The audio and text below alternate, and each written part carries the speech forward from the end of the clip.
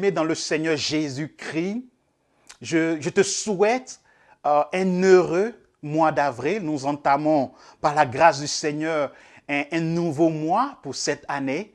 Et je prie que pendant ce mois d'avril, tu sois, par la grâce du Seigneur, par sa provision, tu sois une source de bénédiction et d'édification pour tous les autres bien-aimés qui sont autour de toi. En Éphésiens chapitre 4, verset 29, il est écrit qu'aucune parole malsaine ne sorte de votre bouche, mais seulement de bonnes paroles qui, en fonction des besoins, servent à l'édification et transmettent une grâce à ceux qui les entendent. Pour comprendre ce verset, il faudrait faire le lien, il faudrait le lier au verset précédent dans lequel l'apôtre Paul parle du travail. Il dit que celui qui volait cesse de voler et qu'il se donne plutôt la peine de travailler honnêtement de ses propres mains pour avoir de quoi donner à celui qui est dans le besoin.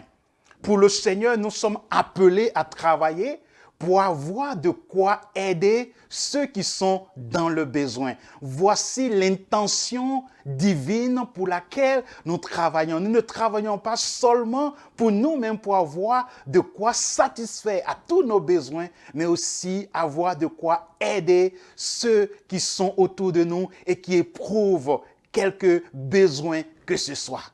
Alors, il poursuit maintenant au verset 29 et il dit, autant par le travail, nous aidons ceux qui sont dans le besoin, nous les aidons financièrement et matériellement. Il dit, nous sommes aussi appelés à aider les bien-aimés, ceux qui sont autour de nous, par notre parole. Cette fois-ci, le moyen par lequel nous aidons les autres n'est plus le travail, mais en addition, en plus du travail, nous pouvons aider les autres. Nous sommes appelés à aider les autres par notre parole.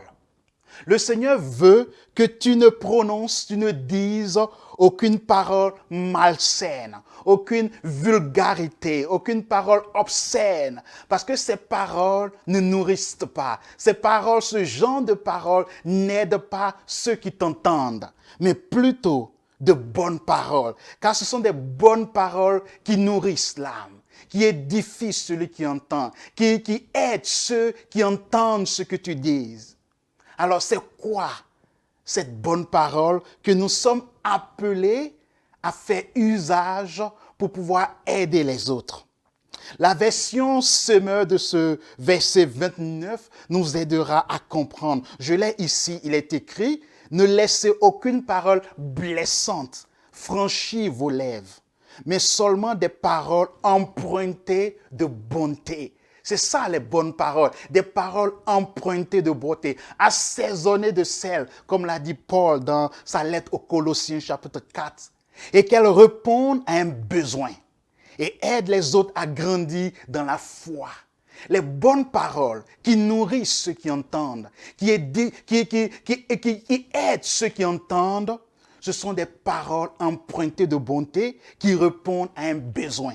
C'est-à-dire c'est une parole appropriée. C'est ce que ton conjoint, tes enfants, ton collègue de travail, ton ami avait besoin d'entendre pour être encouragé, pour être relevé dans son cœur, de son abattement.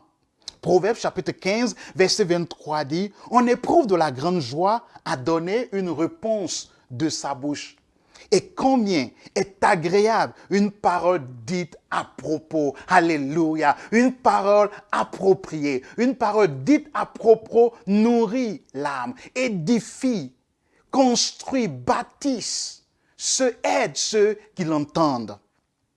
La bonne parole que le Seigneur nous exhorte à dire, à communiquer, est la parole empruntée de bonté qui aide les autres à grandir dans la foi en Christ, dans leur amour pour Dieu, dans leur espérance en Dieu. Laisse-moi te poser la question. Lorsque les gens t'écoutent, grandissent-ils dans leur amour pour le Seigneur? Est-ce que leur foi, leur confiance en Dieu grandit-il plus qu'avant qu'ils t'aient écouté?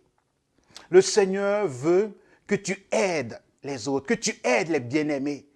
Certainement, tu les aides déjà, financièrement, matériellement. Mais il dit en addition de l'aide matérielle et financière, ou quelle que soit l'aide que tu leur apportes déjà, il veut que tu les aides par tes paroles, en disant de bonnes paroles, des paroles qui édifient.